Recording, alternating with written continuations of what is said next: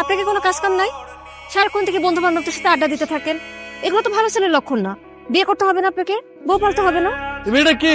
ঝড়ের গতিতে সব কিসব বলে গেল। আমি তো মেয়েটা চিনি না। মেয়েটা কে? চিনিস না মানে? এই সারা এলাকার লোকজন জানে এই মেয়েটা তোরে পছন্দ করে, আর তুই বলছিস যে চিনি না। আচ্ছা, এভাবে আর কতদিন ডুবে ডুবে জল খাবি বলতো?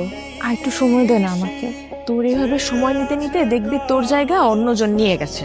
তার থেকে সময় থাকতে থাকতে এখনই মনের কথাটা বলে দে। আমি তো আমার মনের মানুষকে প্রতিদিন আমার মনের কথা বলি। কি আপু, তোকে আজকালকে একটু অন্যরকম লাগতেছে। তুই কি আবার নতুন প্রেমে টেমে পড়লি নাকি? তুই না অনেক পেকে গেছিস। যা পড়তে যা।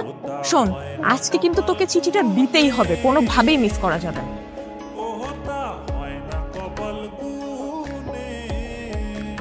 আমি কইছিলাম না মেয়েটা কিন্তু আজকে আইছিল কিছু একটা বলার জন্য। আরে কি বলবে আমারে?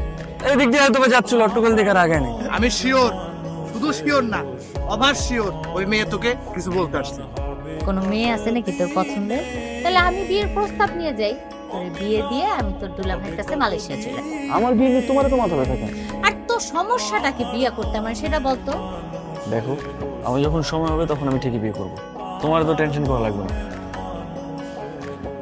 আপনি তো আমাকে ভালোই ফলো করেন, কিন্তু কিছু বলেন না। আমি আপনাকে ফলো করি সেটা আপনি জানেন কি করে? তার মানে আপনি আমারে ফলো করেন? তলে তলে এত করেছে। আরে মানুষ মানুষকে দেখে না রাস্তা বের হইলে, ওই দেখা আর কি। প্রেম টেম করেন নাকি? প্রেম করি নাই, কিন্তু প্রেমে পড়ছি।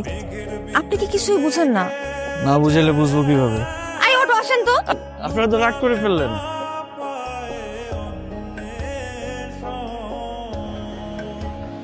মামা, আপনি না বললেন জেরিন লেখাপড়া নিয়ে ব্যস্ত, এখন বিয়ে দিবেন না। কিন্তু জেরিন কোথায় লেখাপড়া করে এটা কি আপনি জানেন? এটা কেমন প্রশ্ন রকি? একটা ছেলের সাথে বিভিন্ন জায়গায় ঘুরে বেড়ায়। জেরিনের মা, জেরিনকে নিয়ে এদিকে আসো। আজ থেকে ওর বাইরে যাওয়া নিষেধ। কলেজের নাম করে কোথায় যায় কোনো খোঁজ খবর রাখো? কি করছো? একটা ছেলের সঙ্গে মেলামেশা করে বেড়ায়। জেরিন কোথায়? ওরে বেশ কয়েকদিন ধরে দেখতেছি না, ও কই? আমিও তো বলতে পারতেছি না ওর কি হয়েছে। ও তো ফোনও ব্যবহার করে না যে ওর একটা খোঁজ নিব। দেখো, নেহাল তোমার বান্ধবীকে অনেক পছন্দ করে। আমার বান্ধবীও তো আপনার বন্ধুকে অনেক পছন্দ করে, কিন্তু সমস্যা তো আপনাদের। আপনারা কেউ কাউকে কিছুই বলেন না।